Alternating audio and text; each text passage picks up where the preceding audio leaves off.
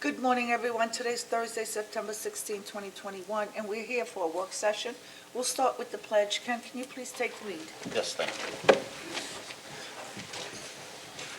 I pledge allegiance to the flag of the United States of America and to the republic for which it stands, one nation, under God, indivisible, with liberty and justice for all. Thank you, Ken. Just one announcement today. As most of you are aware by now, last week Riverhead lost another icon, Eddie Partridge. He was the co-owner of the Riverhead Raceway and a lifelong racing enthusiast. Anyone who has been to the track knows that Eddie and his wife Connie were the heartbeat of the Riverhead Raceway. His loss will be felt throughout the entire racing community. Here in Riverhead and nationally throughout the entire nation. And I know that his spirit will live on every time we hear that vroom from the engines at Riverhead Raceway. Our thoughts and our prayers go out to his entire family and the many, many friends that he has throughout our nation. Rest in peace and Godspeed. We'll miss you, Eddie. We're now going to move on to our first discussion item, which is concerns matters surrounding change to site plan application for 205 Osborne Avenue. Planner Greg Berman is here to bring us up to speed on the latest application. Greg, good morning. Good morning, everybody. All right, so I did distribute the first sheet of the site plan for the 205 Osborne Avenue mixed-use property site plan application that's being reviewed by the town board. When we had last left off, we had made the recommendation for the town board to issue a negative declaration. I did take another look at the site plan, and I identified a potential traffic congestion issue. The initial version of the site plan had an unrestricted entrance off of Court Street, which would allow somebody to make a left turn into the parking lot. Now, Court Street is only one lane in each direction, so I identified that it could be the potential to create a kind of a logjam effect if somebody was waiting to make a left into that site. So the applicant has now revised the site plan, and I gave you that first sheet, which shows the alignment. The Court Street entrance has now been revised to be right in and right out only. There will be signage that indicates no left turn, and the entrance on Osborne Avenue was previously an exit. That will now be an entrance. So it should allow for a more orderly traffic flow and eliminate any potential for congestion around that intersection. And that's the only change? That's the only change.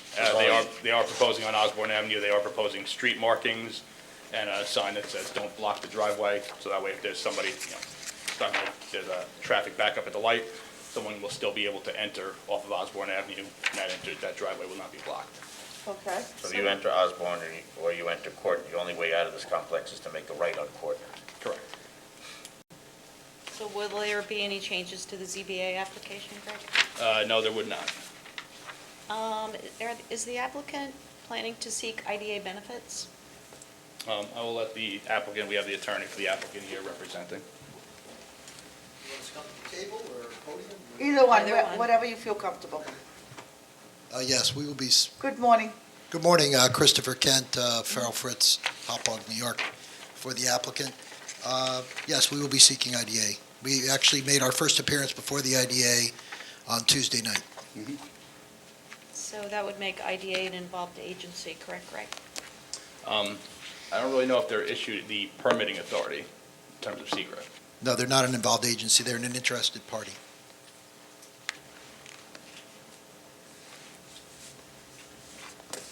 They will rely upon the town board's secret determination. Okay, I'm going to continue to further review this. Thank you. By the way, the IDA did receive all of the application and all documents submitted to the town planning department were received by the IDA. Okay, thank you. So are there any other questions from any other board members? Can I just ask you, the new proposed building, how far is the setbacks from the existing building that's in place right now? Is it, in terms of the property boundary lines, is it the new construction the same proposed boundary line, in other words, the setback?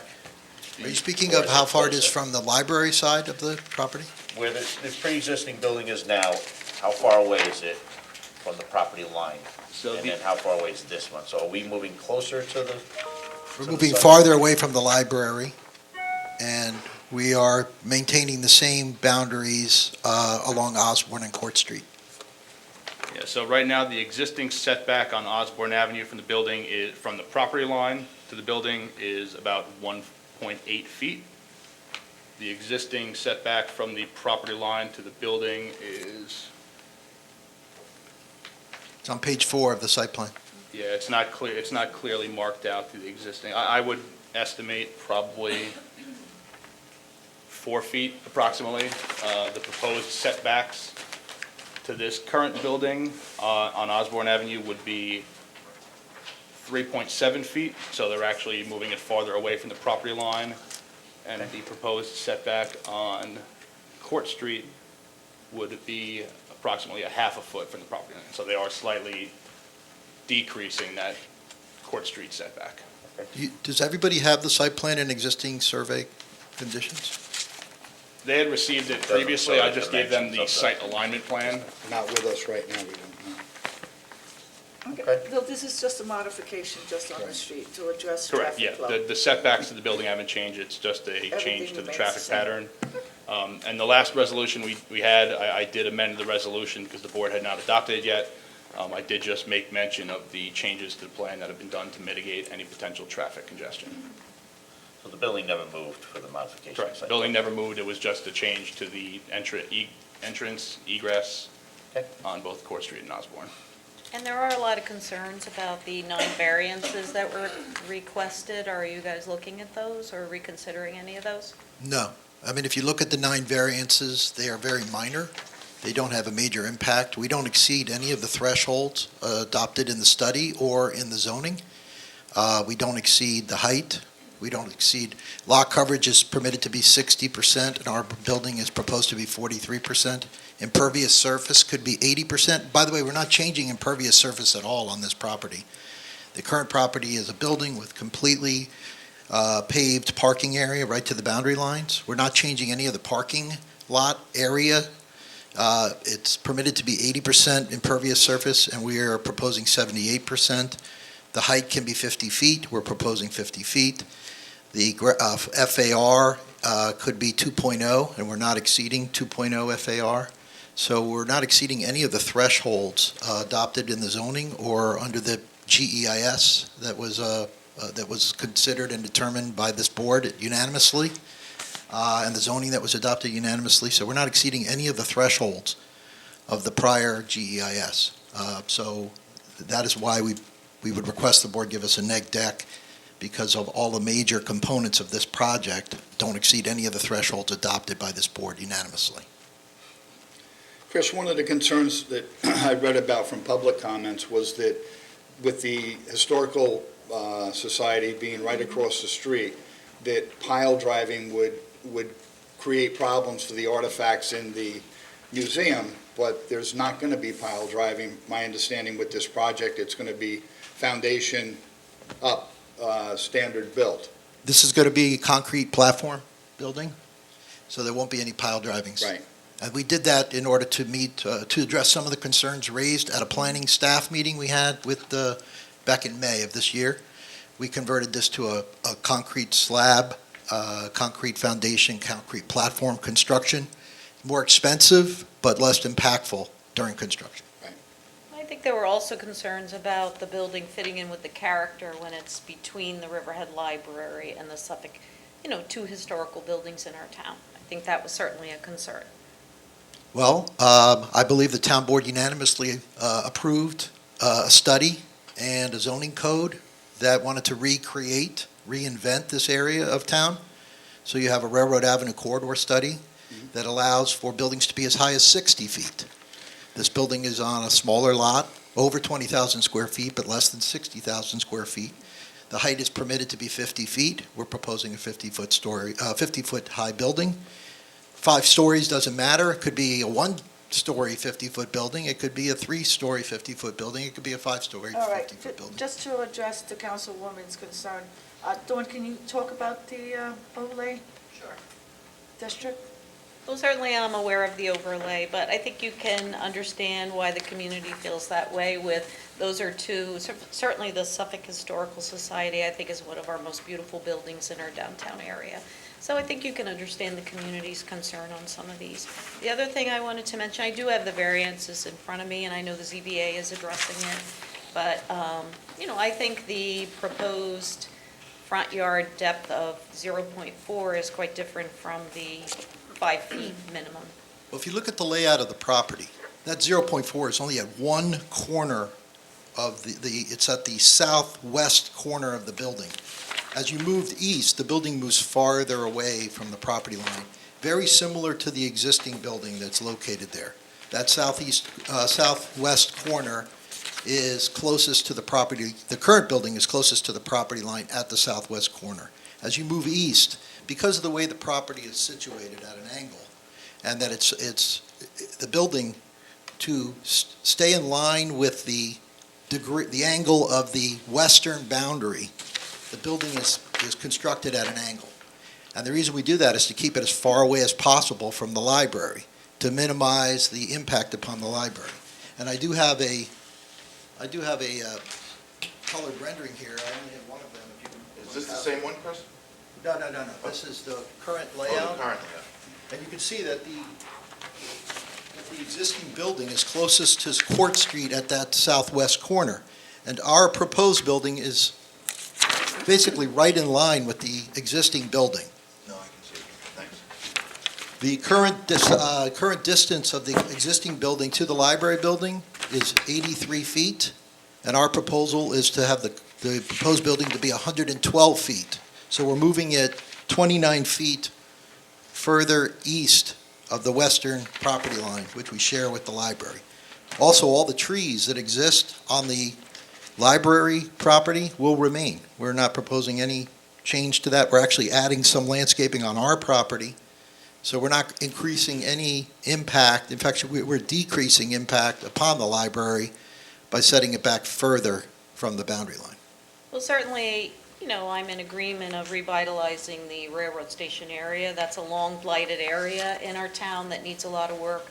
But this building, I think in particular, because of its location, and actually as far as the setbacks are concerned, I think when you put the height comes into play, that's more density and all the more reason to have setback so that you're offsetting, just like in the pattern book for the DC1 area.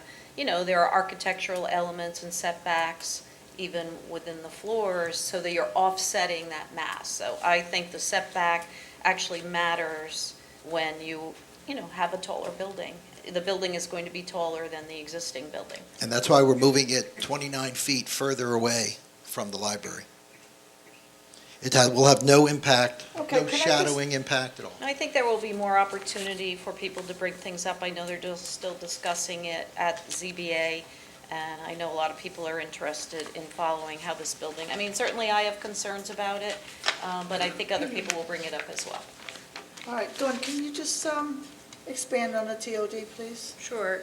This is the first application in the TOD overlay zoning use district, and I just remind the board, when you adopted the zoning, there are really only 4 lots that could have a building that's as dense as this in that district. So it's not as if, and I know there were some concerns expressed in the community regarding, the entire district being very full of mass, and that's just not the case. I think part of the objective of this was, I know the Downtown Revitalization Committee had suggested moving the height back in the day off of Main Street and bringing it into this area because there are some higher buildings in this area, including the courts, the Roanoke Avenue School, the Henry Perkins Hotel. And it was really an area that is very risky for investment because it's been blighted and, in distress for so long. So over the past 25 years or so, since the East Main Street Urban Renewal Plan was adopted, there were multiple attempts to revitalize the area, and none of them were effective, including, and I don't know if you remember this, but we discussed it when the zoning was originally adopted, the comprehensive plan that was adopted in 2003 recommended 65 feet height in this area because In this where this particular lot Yep, is? exactly, the entire Railroad Street area. So I think in DC3 zoning district, so and that's how we piggybacked to the SECR onto this, and we were able to work through that as our baseline SECR. But I think if you look at what was really needed is, in order to bring investment into the area and to attract a private developer to invest in this area, if you drive around it, you see, and it's been this way for many, many years, that it's incredibly difficult. So the board agreed to put more density opportunity in that area on just a few lots so that we could get that investment. And I think this is a really good example of what we hoped to get by adopting that zoning district. So, it probably feels different because it is different. But like we have said in the past, right, change is going to happen, so make it happen the way you want it to, rather than letting it happen to you like we did on East Main Street. So the board's taken charge of how things will go, and hopefully this building and the residents that live there will put people on the ground. There is a need for rental housing in the community. This will be market rate rental, as I'm understanding it. Those people on the street bring life and activity to an area, and that's really what you were after when you adopted the plan and the district. So that's just what I was thinking you were wanting me to talk about. Yes, Yeah, exactly. okay. That was the full purpose, is to Yeah. revitalize that area, and again, it was unanimously voted on. And now we have, soon thereafter, we actually get a developer who has interest. It which shows is that what very- you did this time, after 30 years of trying, was worked. working. Yeah, exactly. Exactly. Certainly, I'm glad to have investment in this area, actually. This is really important, the railroad station area, as we know, and it has such amazing potential as well. Absolutely. It was my understanding, though, that we would still look at each project individually. Well, you always do that through Right, site yeah. plan. So And that's why, and because it's an you know, urban just- renewal area, it's a town board site plan, so that's why you're Right. looking at it, yeah. And certainly, I agree that within the downtown committee, we did talk, and I actually have spoken about how, I don't mind some more density over in the railroad station area as opposed to being along the river. It's just that in this particular location by the Suffolk Historical Society and with 9 variances, those would be my concerns for this building. Greg, how often do we get variances when we have a new building? It's really on a case-by-case basis. Okay. I mean, anytime we identify them, we send them to the ZBA. I mean, this parcel, like they said, the existing building doesn't meet the setbacks. They are decreasing the setback in one instance, and they are increasing the setback in another instance. So it's, I do note that on the plans, that one, as Mr. Kent said, it is approximately half a foot by the southwest corner. It increases to approximately 15 feet as you go in towards that intersection of Court Street and Osborne. Is it unusual to have 9 variances? I mean, that is a number of variances. I mean, there are variances being sought for, there are setback variances. I mean, I could go through the, No, you don't need to, I just want to get I mean, I a know some of general idea. them refer to lighting, Right. which, my personal opinion, I don't believe the uplighting would be necessary. So they are seeking variances for uplighting as well as the height of the fixtures. I don't know that that's necessarily something that's required. I think that could be accomplished, accent the building with downlighting. I don't necessarily agree that to kind of get around the dark sky ordinance, which was, adopted by the town board. But, the setback variances, what they're looking for, I mean, it's on a case-by-case basis. Are I they think common? And I think the parking is a concern, too. Well, so. It seems to me, I mean, certainly, I have not, and none of the buildings that we've done in the past, since I've been on the board, have had requested 9 variances. Well, so regarding the parking, the town board unanimously adopted the overlay district, which contained within it had the schedule of, the parking schedule, which dictated the number of parking stalls required for residential uses. It also included a provision for community benefits, whereas when the applicant is opting into the parking district, they are not required to provide parking for commercial uses. Now, this building is proposing, I believe it's 2,900 square feet. That's correct. approximately 2,900 square feet of office space on the ground floor. Now, looking at the project in its totality, if they were to be required to provide parking for everything, which they are not required to provide for the commercial use, they would still only be 4 parking stalls short.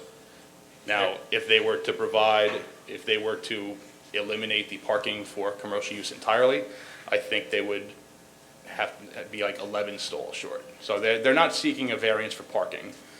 The town's parking study, which was adopted by the board, again unanimously, showed that parking lot across Osborne Avenue during peak hours is approximately 50 to 60% utilized. So really, we're talking about 4 parking stalls short that could easily be absorbed by a parking area that's owned by the town that's been clearly demonstrated to be underutilized. And I would just also point out on the parking is the parking plan, objective of the parking plan is to share parking, not to build more parking. Parking is not an effective or wise monetary investment. Parking is, so to the extent we can share parking, and so some of the uses here, that parking lot's virtually empty from 4 PM on, and is 50% full during peak times, so to build more parking on a parcel when there's parking 40 feet away is really not what the parking plan intended or what you adopted when you adopted it. So the more, and that's the long-term object, because creation of parking is just impervious surface, it's just not a good use of land, so. You're telling me that the parking lot is 40 feet across the street from the building?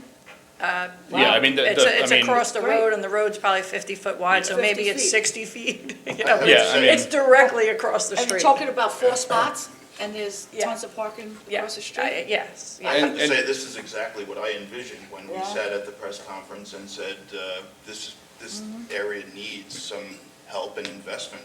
Now, looking at the rendering, I think it's even more than I could even imagine, and I think it's going to be wonderful. Does a project It looks like, great. does a project like this don't also help? I mean, we're applying for a grant for that whole area, and this is showing proof that there's investment. Well, your done in this area. TOD plan was widely applauded by the planning community. Suffolk County Planning loves it. They're incredibly supportive, and in fact, they're coming out in about a week to tour the TOD area with Joe and I. They're really excited about the project. They think it's wonderful. And what a great opportunity for young people that maybe want to have their first place on their own, be near a railroad station, have access to go west. I think it's a really great opportunity. It's very walkable to downtown, and it's a gateway. That's a gateway to our town. And I think one of the things I noticed, I don't know if anybody noticed, but the state of New York replaced all of the traffic control fixtures at the intersection of Court Street and 25, and they're all black, and they match your wayfinding signs. And when you come in there, it now feels like it's cared for. And if you drive up Court Street, the library is absolutely lovely. You have Suffolk County Historical Society, and then you have this horrible-looking, blighted building that's been empty and not producing a nickel for anybody in 25 years, and it serves as a shelter for homeless people. It's not fair to anybody that's there the way it is. And I understand it's near the Historical Society, but the Henry Perkins is also a tall building, and the court building is also probably taller than this. I think it's close to 60 feet. And so that area has traditionally been taller buildings, and it really needs this investment. It really, really needs, obviously, after 25-plus years of trying and nothing having worked, including urban renewal plans, updated urban renewal plans, federal opportunity zone, I mean, I could go on. And we received the grant from the state of New York to do the plan for this area, and, it's going how you hoped it would go.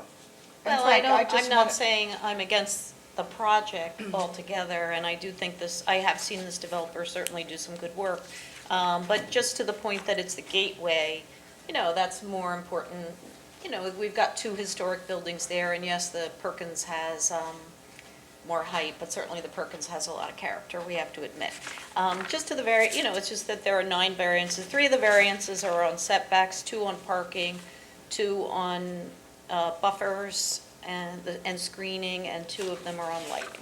just so the community knows. Well, the two on parking, one is orchard planting, which is just a guideline. I don't believe it's really even part of the code, but it's a guideline that we're trying to meet. I think we would have to put in 2 orchard trees within the parking lot, which I think would be nice, but nobody's going to see it anyway because the parking is designed to be behind the building, so you don't really see the parking area from the street. And you'd also probably lose 1 space as a result of the 2 orchard plants that we'd have to put into the parking lot. The other one is the size of the parking spaces, which proposed to be 20 by 9.5 rather than 20 by 10, and I don't really see that as a major concern. I mean, I was just parking here in the parking lot in front of the Justice Court, and those are 20 by 10, and there is so much room. I was just really very happy. I could open my door wide, take all my documents out, but it's not necessary. Weren't you driving a little golf cart? No, I'm driving a pretty large sedan, but I don't really see, by the way, and this is a private parking lot for our residents and our tenants within our commercial building, and if anybody's going to complain, the complaint is going to come to us, not to the town, so I don't really see that as a major hurdle. Also, just to go back on the IDA has actually adopted as part of their mission statement that they're trying to attract more market rate housing to downtown Riverhead. So this project is very well received by the IDA as far as meeting that mission that the IDA is trying to accomplish, which is to attract more market rate rental housing to downtown Riverhead.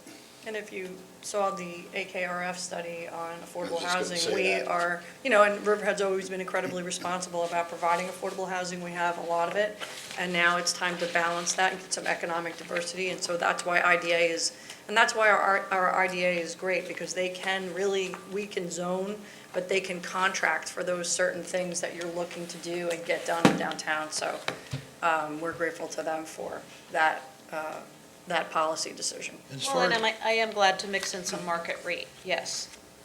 as far as the lighting variance we're asking for, the upward lighting, we understand that proposed lighting above the height provided in the code and lighting that is designed to go upward could be a concern for dark skies, but these lights are decorative. They're accent lighting. They don't put out a large luminaire.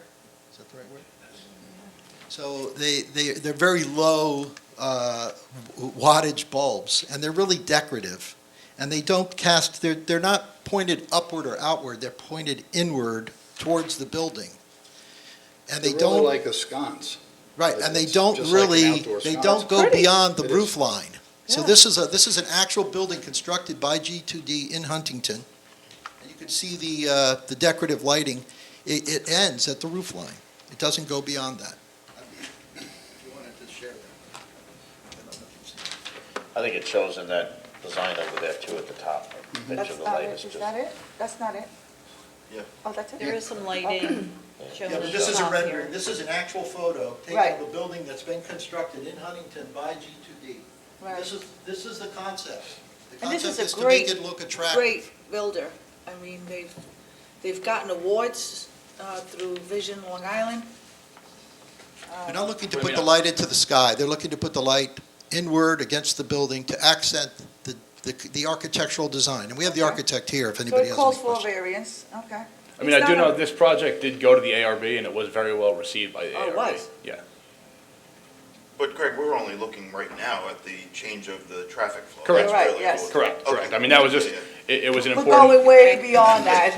Yeah, We've before been there. the board adopted a negative declaration, it was important to address this because it Okay. could have kind of created a negative impact, so. Great. We're here just to update that aspect. I mean, yes, it's now kind of evolved into a discussion of the project as a whole, but discussion is a good thing, right? Okay. Discussion's a good thing. I think we- some we really- people Thank you, Greg. are failing to look at the big picture here. They're like, oh my God, this big building just shooting up out of nowhere. Well, this is one small piece of the puzzle of having that whole TOD district developed, and it's why we did it. Would you rather see the blighted building that was abandoned there for years? Would you rather see a dilapidated Railroad Avenue and not feel safe getting on the train or getting off the train? This is designed to develop that entire area and to make it an area where you are completely safe, an upscale area, market rate, people have disposable cash where they can go downtown, they can spend money in the restaurants. And I agree with what Dawn said, with the comprehensive plan, it's been determined that we have far more than our share of affordable housing. We've done our job with that. So now our job is to get the market rate in, and I applaud this developer for investing in the town, Mr. because Director. he's the first piece to this puzzle, and all this does is make the other pieces that come in that much better, and developers that much more interested in developing the Railroad Avenue and the TOD district to make it really what it should be. And I know this is a lot for some people to take, but just step back and look at the whole picture and what this is going to be done and completed one day between this, the town square downtown, the apartments that are being built. This is going to be a new town, and this is a long time coming. Riverhead has, for years, had a bad rap, and a lot of it was perceptual, a lot of it wasn't factual, but regardless, it's had a bad rap. This is going to get Riverhead back on the board again and get us away from all the negativity. So I applaud this project. Well, certainly, we know we have a great town, and we're looking forward to the perception changing about our town because of what we all know about it. Thank you. And Tim, I just want to add, when did we have the press conference, Dawn? It was in March, because it was really windy. Yeah, I remember that. And we had, It's blowing Or maybe it was May, it was in the spring. okay. So we had representatives from the governor's office. We have representatives who afford us our funding, right, some Yeah. great thing. We had Eric Alexander from Vision, Long Island. We had developers. It was a very, very well attended. And I MTA, remember the Kevin highlight, Law from Kevin. LIA, yeah, the most critical people in state and county level were there to see what Riverhead, and they applaud us. You guys did a great job. You had the whole TOD laid out, and I remember Eric Alexander saying, this is how you do it. This is how you gentrify a neighborhood. And here we are, since May or whenever we had that meeting, and so you're moving forward. So your Yeah, we're- efforts are paying off. To keep this moving forward, we request that you consider the secret determination resolution next Tuesday. We'd also ask that you consider adopting a resolution to call for the public hearing, to give everybody Okay, that's the... that, you have to go through planning, because they have to get certain records in order. And coming here to request those kind of, if they're ready, and they have to put in the resolution, so, Well, so the negative declaration was inputted to Minitrack. It was originally intended for, I believe, the September 8th meeting. okay. I had requested to pull it off until we had addressed the traffic issue. So the resolution now is still in Minitrack. It has been amended. I did distribute a copy to you guys in that packet. It did, again, include the amendment to the traffic pattern. So, I mean, that's at the board's discretion if they'd want to take that up. Okay, at well, the if you're board ready meeting. to move it forward, we'll ask Devin, the board wants to move it forward, we'll ask Devin to move it forward. Okay, we'll address that. All right, Okay, thank you. thank Thank you, you, Greg. have a Thank good you. day. Our last discussion item, we have, we're gonna be addressing the, Ken, that's your legislation. My legislation. Yeah, so it concerns building and permit fees, and I'm gonna let Kenneth Rothwell, who has been working on this legislation along with our building inspector, present the legislation, and can you come forward, Anders? Just say Good morning. at the last meeting, we tabled to revise the building department where we're taking the fees out of the code. And so, and that fees from now on can be set by resolution. So it's a simple process by removing them from the code. It makes it more simpler in the future without doing public hearings and so forth for the building department to set their code fees, and it makes it a little easier to be revised over years to come. So we were ready to pass that resolution, but I asked it to be tabled for the simple fact that we didn't want to pass a resolution saying that the fees have now been removed from code without actually determining, letting the public see what in fact the fees are. So we want to pass them both at the same time, because otherwise we would have the building department with no fees for a little period of time. It's like, might be a blessing to some, not to us. No, we don't There want would be that. lines out the door. Yeah. So Andreas has been kind enough to help us and put together, we have an outline of what the current fees are compared to what we're suggesting fees. As a reminder, our fees in this town have not been updated in almost 18 years, correct? 2004, So- I believe. This is not a jump to go from 18 years till now. I think we agreed that it would be small increments over a period of time to slowly Okay. bring us back to what it should be in the current day, to not have a Modest vast increase. impact on any current projects or any builders. So I know you put out, I'll let you speak, Andres, and thank you very much for your help. Sure, no problem. So I have you guys all have a copy, it was on the internet as well, for the current fees and the proposed fees. They're modest increases, and I believe they'll help us to sustain our department a little bit better, and I don't believe they will have an impact on each individual resident or applicant that applies, because they really are pretty modest, as you can see if you look at the proposals on the changes. Yeah, If I some can are only add- $5 or $10. Yeah, I mean, Just some of them are a little scanning more, it, some are a yeah. little less. It's done a little, I tried to balance it the best I could to make as little impact as we could on the residents and applicants of the town, because we also understand that we don't want to hurt them either. I think the biggest impact was that the building department, we have many potential investors that come with projects and ideas and ask you to review them, to look at them. And then if they decide they don't want to go forward, there's no fees, there's no cost, and it's an absorbent amount of work that gets done and provided by the building department for a project that never comes to fruition. Yeah. So one of the revamps is that if you have a project and you're going to submit it, you're going to pay the, like Right, a we're review proposing fee to in revamp advance, the so that whole- we're covering the time for the staff Yeah. that's taking place to review these projects. So even if you decide, an investor, the builder decides on its own that they're not going to, move ahead with the project, at least we've covered the time and cost of our staff to review it. Is that correct? Yeah, we're proposing to revise the way the application's taken in, and people will pay the application fee up front. We'll calculate it, or they can even calculate it, and then we'll double check it, and if they've gotten it wrong upon payment, then we'll say, hey, you owe a little more, or we paid too much, or whatever. But we'll have an easy fee sheet that an applicant can say, okay, here's what the fee is, and then we'll double check it. But they'll pay the fee upon application submittal, hopefully, as soon as we can put that process together. Just so the public knows, Andreas, I know you put a lot of time into this. You did comparisons to towns around us. I did, and we spoke about that at the last public hearing, Right, both just- last year and recently. These rates weren't just pulled out of the air. They are associated with the work involved Right. and also with the surrounding areas, what Yep. they're charging. Yep. So we're in line pretty much with everybody. I know you did that because that's going way back. When we Yeah. first looked at it, I Yes. said, we always look at what the other towns do, and we Right. find that helpful. Yep, And Andreas, Sometimes that also- helps us move the work along. yeah, Also, the one thing that is still free is the planning pre-submission meetings every Tuesday. Correct. So anybody looking to do a project can set up an appointment and come in and meet with Jefferson and Greg and/or you sometimes, yeah. and go over things which they don't have to submit yet.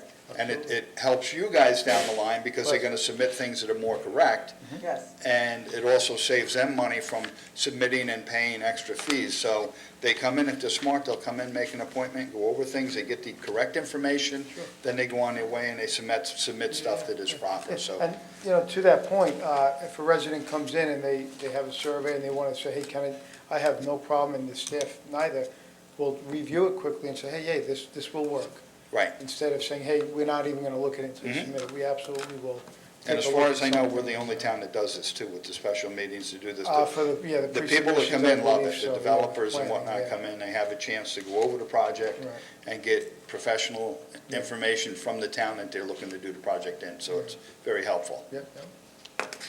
I have one question. Mhm.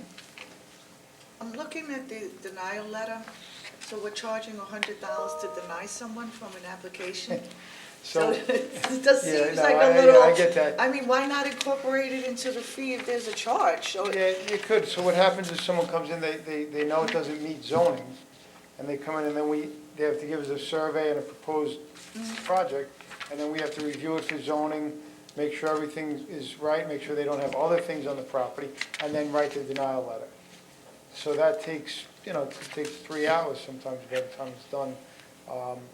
So I just assume that rather than doing all that for free, then let's get a little bit of a minor fee. Right, because some of your denials, once they go back to the person, you never see them again. Yeah. And now you put 3 hours into a Yeah. project, and you're not Yeah. receiving any benefit Right, from right. it, so it makes And they sense. either Staffing fee. don't build it, or they build it Mhm. without any permits and then come down and legalize it later, or they say, oh, okay, I can't do it right now because of the costs incurred, and then they'll table it and deal with it later, but that $100 fee, I think, is minimal for us to do the actual legwork. But at that point, they've already committed to, hey, this is what we want to do, and they have a project. That's not saying, hey, we'll come in and look at it for $100 to tell you you can't do it. I got That's it. to give them the actual denial letter and send them to the zoning board and say, okay, now you can go to the zoning board. Okay, Time is money. yes, it is. Thanks for all your hard work on this. I know you worked appreciate it, hard. Andres. And Ken, thank you for putting this forward, because this is gonna generate more fees for us. And I know it's a long time coming, 18 years not to change fees in the Yeah. town. Right, It's unacceptable, Yeah. but I'm glad that, we're moving, again, code. Yeah, and I think we all work together to say that, hey, it isn't going to be a large increase that will hurt the residents. And there or were the a lot of applicants. fees that were behind. We updated a lot of fees over the last couple of years. Yeah. So it's good. We've All right, thank you. updated fees recently. Well, site plan fees and stuff like that, not with the Yep. building department. Not building department, we building. haven't But updated. with planning, That's we in had done quite a 2004. few. Okay. We had done quite a few with planning. Thank you. Okay, So the goal will be to pass now a resolution for the new proposed fees along with, the revision of the code itself. Right, and So that was, it coincides. I think the resolution was actually up on the website for people to view too with the new fees, and you guys have a copy of that as Right. well. Andres, you put a lot of time into this, did a lot of research, so I thank you very much for your Thank you. excellent Yes. job. Anything Thank you, else, sir. that's it? no, we're good. Okay. Good You guys job. have a great day. Thank you. Thank you. Enjoy the day. You too. All right, this is gonna end our discussion items for the day, and Devin, can you please call the resolutions? Sure, And anyone can add to the absolutely. comments? You can stop me at any time and ask any questions or discuss as needed. Everybody ready? One second, yep, go ahead. Okay, resolution number 1 approves fireworks application for Bating Hollow Club, September 26, 2021. I think it should say approves for Catherine Kent, because she gets the best view in the house of these fireworks shows out there. You're lucky. Resolution number 2 approves fireworks application for Bating Hollow Club, October 2, 2021. Nice. Number 3, Calverton Industrial Park Capital Water Project, number 82116, budget adoption. Number 4, approves A1 Community Cesspool Service as a drain layer for Riverhead Sewer District. Number 5, Peconic Farms Capital Water Project, number 82117, budget adoption. Number 6, establishes standard workday for an appointed official. Number 7, approves the submission of a grant application to the State of New York Unified Court System. Number 8, approves expenditure of trust and agency account funds and community benefit funds to Jamesport Fire District, Manorville Fire District, Riverhead Fire District, and Wading River Fire District for training and equipment.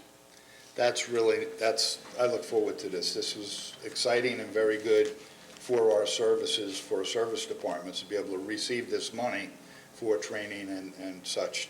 This was great to be able to do this. Yeah, so when we adopted the resolution in December 2020, we were anticipating, actually, we didn't receive it. We have since received half of the funds of $1.5 million. And basically gave it back to the community, to the fire services and ambulance.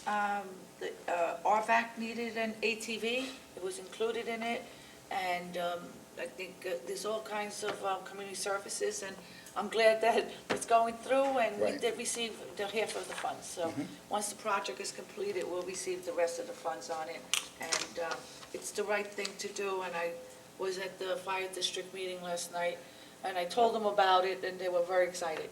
They were surprised and excited, and it's the right thing to do.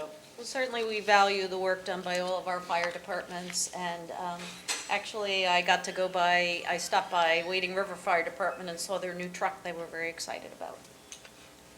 Okay, resolution number 9 approves expenditure of trust and agency account funds and community benefit funds for replacement of cupola at George Young Community Center. So I just have one question on that, but I see that Drew is not here. I know that, well, of course, the cupola is in really bad shape. We tried to get it painted a few years ago, but you couldn't even get up there.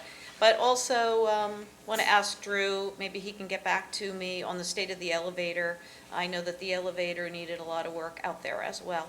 Just wanted to see if that would be repaired or replaced in the future. Thank you. And this is something that we worked on concerning the cupola. Jamesport is very excited about it. It's going to beautify. They were having issues with water. We're going to have a sprinkler system in there so they don't have to hand water it. And we're hoping to start construction in the fall. And hopefully by the springtime, they'll be able to enjoy it. And I know it was in really bad shape. I remember Drew saying it was like disintegrating, so it's a necessary project. Resolution number 10 approves expenditure of trust and agency account funds and community benefit funds for playground at Veterans Memorial Park and scoreboard at Stotsky Park. This is something, this resolution was a long time coming. They don't have a scoreboard, and it was highly needed. And we were able, from the town, to generate the funds to give them this. And I can't wait to see the scoreboard up. I love baseball. Yep. Well That deserved. and the playground up at Veterans Park has been a long time coming. Yes. Yeah. To get it for the appropriate ages, as the smaller ones are there, but Yeah. that's such a beautiful park up there to have an appropriate, I think it's for 5 to 12-year-olds, this one. Yeah. And we're adding pickleball out there. Certainly Yes. the Veterans Park, I think, is one of our things that the people in the town enjoy the most.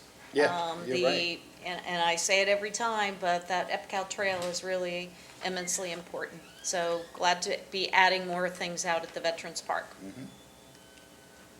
Resolution number 11 authorizes notice to bidders wellhead treatment for removal of manganese at plant number 5, Riverhead Water District, project number RDWD 1906, NYSEFC, project number 18617. Resolution number 12 accepts the resignation of an automotive equipment operator. Number 13, appoints a justice court clerk. Number 14, 2021-523, acceptance of funding for the CBDG 2019 COVID CARES Act Round Number 3. And I think that the distribution, I see that it is in the impact statement, but I believe the distribution should be in the resolution. And aside from the money that's going to the senior center, I still recommend that the rest of the money be distributed evenly. But I would like to see also the amounts go up in the resolution. Okay, resolution number 15 ratifies the execution of a grant agreement with New York State Department of Health for lead service line replacement grant and budget adoption. What is a lead service line? Is that It's- sewer, Mike? Isn't No? it lead? Yeah, and I'm wondering how homeowners access the fund, or how we determine who gets these funds. I'd like a little more information on this This one is as well. water, then I'm assuming? Is Yeah. it lead or a lead service line? I think it's lead. Yeah, it was a lead grant that was provided to those certain homes that were built within a certain time period. That had lead? Going back Right. 2 years Okay, ago. okay. So Now I know what you- those yeah. homes have been somewhat identified. And Yes. this is just to accept the grant from that money. Understood, Well, we understood. did. Now I know what it is. Yeah, we did get a grant, but I'd like to know, how the process goes, how we identify who gets this.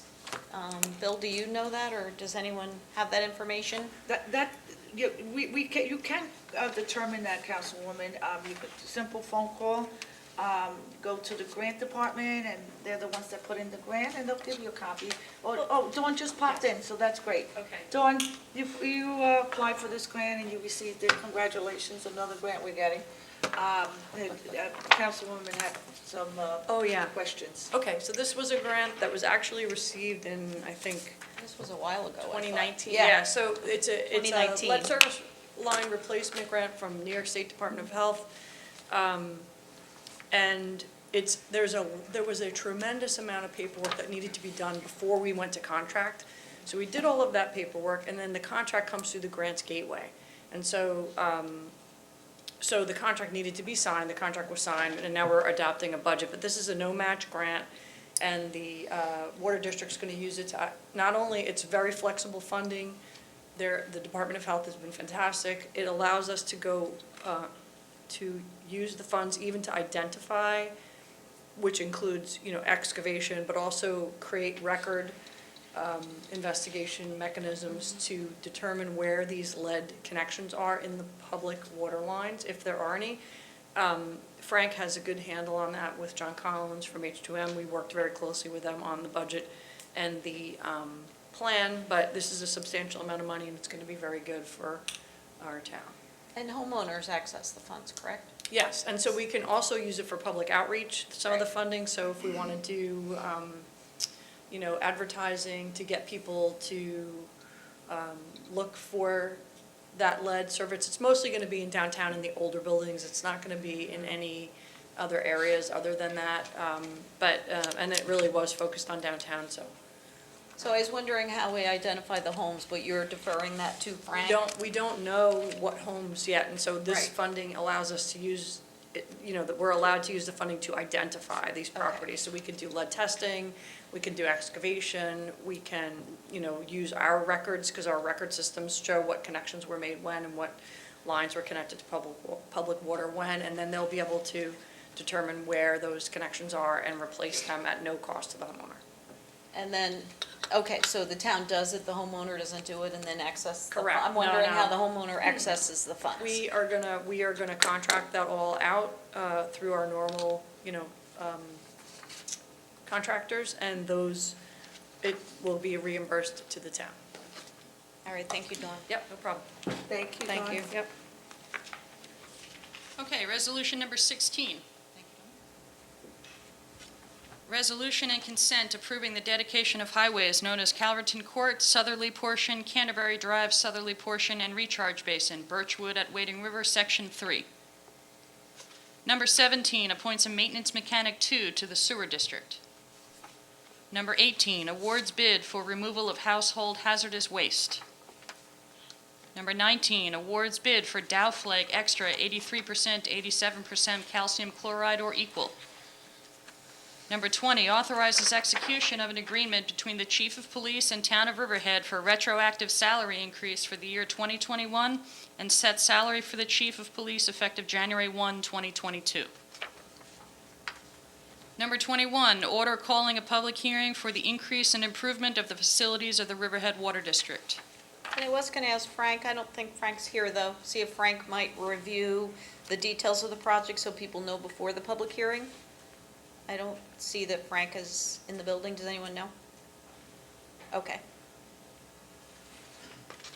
Resolution 22, amendment fee waiver of special event for North Fork Event Company, North Meet South.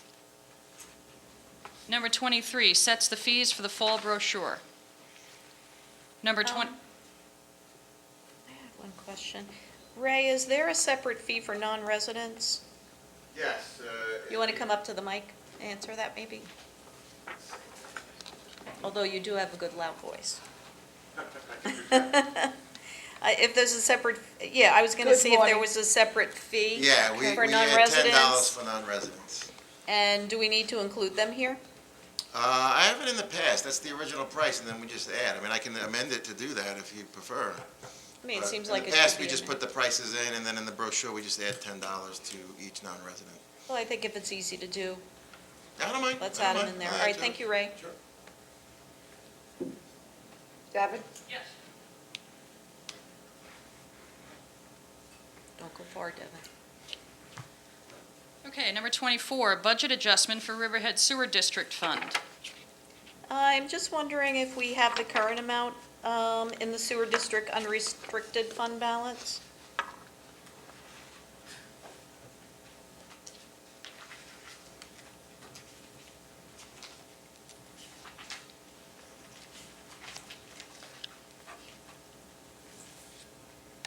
As of 12/31/2020, there's $1,097,000 of unrestricted fund balance. That's a modified accrued number. That's a business district, so we have a full accrued number, typically is what you will see in the audit report and the AUD. That's the modified accrued fund balance, is $1,094,000. Okay. Thank you, Bill. I like that. Thank you. You were quick Devin, with that. continue on. Okay, and Resolution 25, budget adjustment for Riverhead Sewer District Fund for screen repair. Number 26, authorizes the supervisor to execute Suffolk County Clerk forms for the recording of an irrevocable offer of dedication, Barclay Erler, Cromer Avenue, Riverhead. I think this is that building that's across from Applebee's there. I was just wondering what was holding up the completion of that building. Bob? Bob? This is on the southwest Right. corner, so this is across from. That's been there. I mean, it does look like they moved some dirt around in the parking lot. This is part of the reason why it's been held up. He applied for site plan. Can you come to the mic, Bob? Sorry. Not Mike, I mean Bob.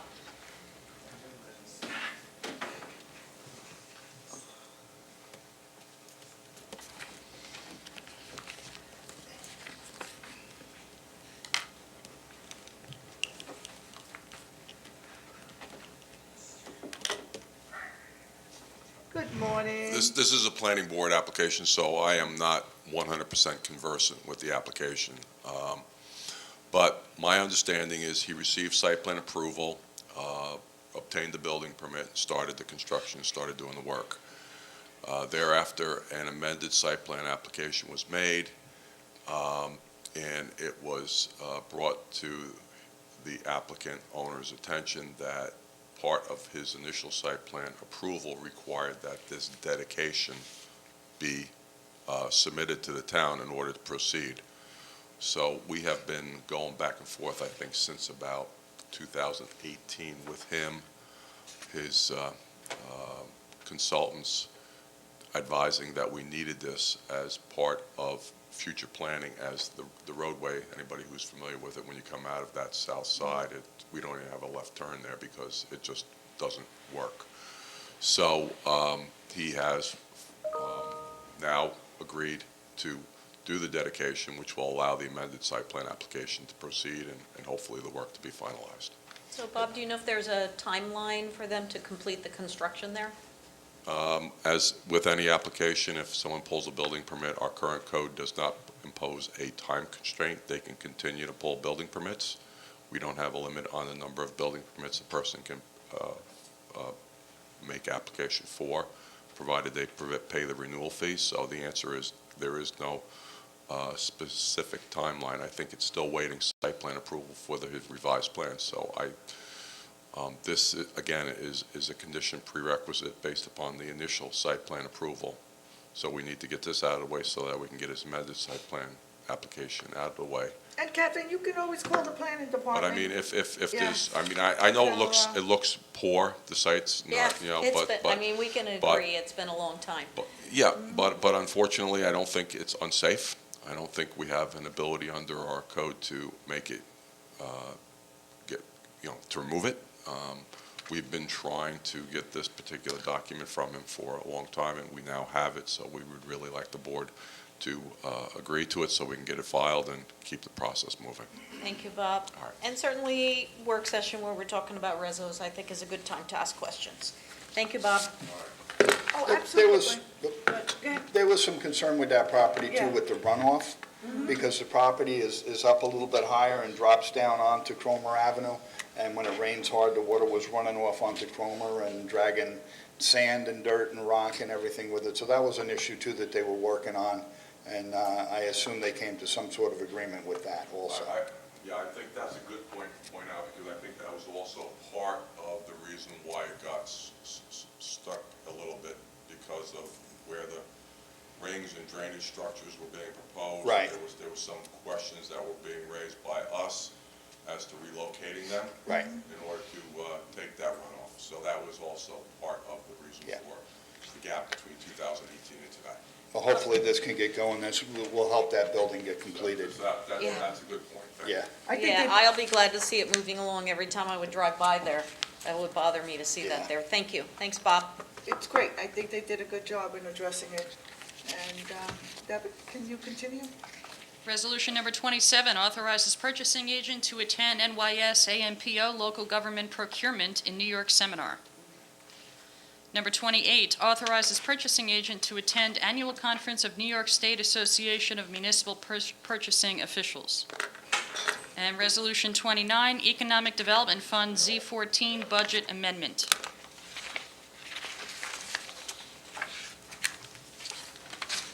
I also wanted to mention, just because we're talking about possibly bringing in the resolution for the neg deck on the 205, it seems as though we should wait for the variance decision for that. Would that be, I feel like we should wait for the variance decision before moving forward with the neg deck. You know, Catherine, the applicant left, and I think... Well, this isn't a question to the applicant, this would be a question to us. Well, he should be here to know what your request was. So I think... I don't think he hold on a has to be second. there We need for us to have town discussion. Okay, it is. That's not a problem at all. So we need to have the building department who left and the applicant who left, and now you're making a request, so we need to reach out to them, and it would be great, Catherine, if you could reach out to the building department and work on that. Thank you. Appreciate it. Well, and I'm sure they'll get back to me since I'm bringing it up, and also I'd like to hear from them the number of residential apartments that we allow in the overlay zone. Thank you. That's great. Everybody done? You guys done? Okay, in a moment, I'm going to ask you to go into executive session. We have a number of topics to discuss. On the litigation side, it matters concerning pending litigation in Christian Bay, FKA, Christian Bay, McCormick versus Town of Riverhead, index number 601329/2018, and that would be with Kazakevich. Matters relating to pending litigation in the matter of the County of Suffolk versus the Town of Riverhead et al., index number 616977/2021, and that will also be Kazakevich. And on the personnel side, we have matters surrounding a leave of absence with Ferris. The second matter surrounding an allegation of workplace violence, Ferris and Coyne. On number 3, matters surrounding change of status of an employee, and that will be Rothar and Ferris. And then matters surrounding the hiring of an employee, and that would be Dillingham, Rothar, and Ferris. Can I have a first and a second to go into executive session, please? So moved? Second. All in favor? All Aye. opposed? So moved. Everyone be safe. Thank you.